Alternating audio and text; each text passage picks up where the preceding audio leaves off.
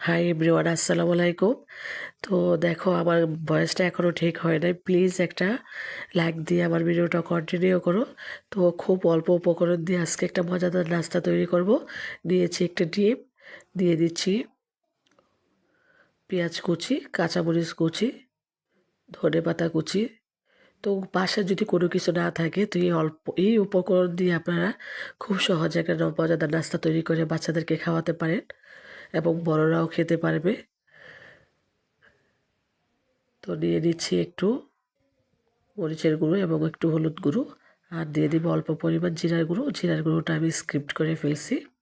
তো এখন সবগুলো উপকরণ আমি একসাথে মিক্স করে নিয়েছি। তো হঠাৎ করে আমাদের বাসায় যদি কেউ এসে পড়ে, তো কিছু না থাকলেও কিন্তু এই নাস্তাটা যদি আপনারা তৈরি করে দেন তো খুব কিন্তু খেতে ভালো লাগবে চায়ের সাথে। তো দিয়ে দিব আমি অল্প পরিমাণ খাবার সোডা। তো এই সোডাটা দিলে হচ্ছে কি, এই নাস্তাটা খুব মুচমুচে হবে আর খেতেও ভালো লাগবে।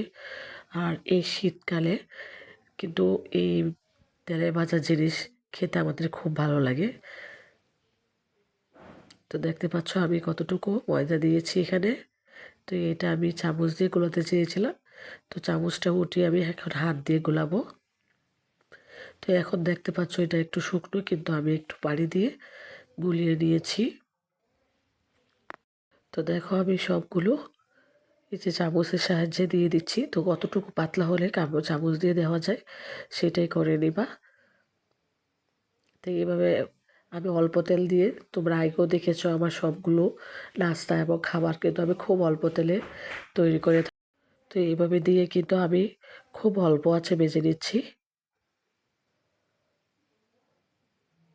আর এগুলো কিন্তু দেখতে খুবই সুন্দর লাগে, আবার খেতেও কিন্তু মুচমুচে হয়। তো এইভাবে ঝটপট সহজে তোমরা কিন্তু একটা নাস্তা বানিয়ে ফেলতে পারো।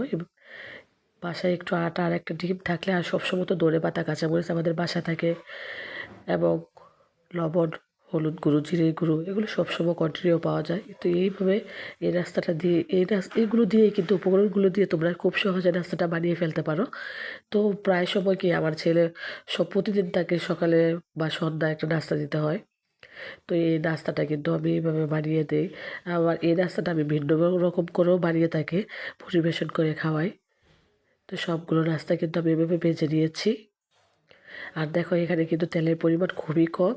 আর এই অল্প তেলে ভাজলে কি হয়, বেশি তেল থাকলে হয়তো পরবর্তীতে এই তেলটা যদি আমরা অন্য কোনো কিছু দিয়ে ভাজি, তো তাহলে এই তেলটা দিয়ে খেলে কিন্তু আমাদের গ্যাস্ট্রিকের প্রবলেম হয়। সেই কারণে আমি অত অল্প পরিমাণ তেল দিই, যে তেলটা দিয়ে ভাজার সাথে সাথে আমার তেলটাও শেষ হয়ে যায়, আর বাকি যেটুকু থাকে ফেলানি গেলেও আমার তেমন একটা খারাপ লাগে না। তো আমি কিন্তু খুব কষ্ট করে ভয়েসটা দিতেছি। তোমরা তো বুঝতে পারছো যে আমার কণ্ঠটা শুনে কতটুকু কষ্ট করে ভয়েসটা দিই।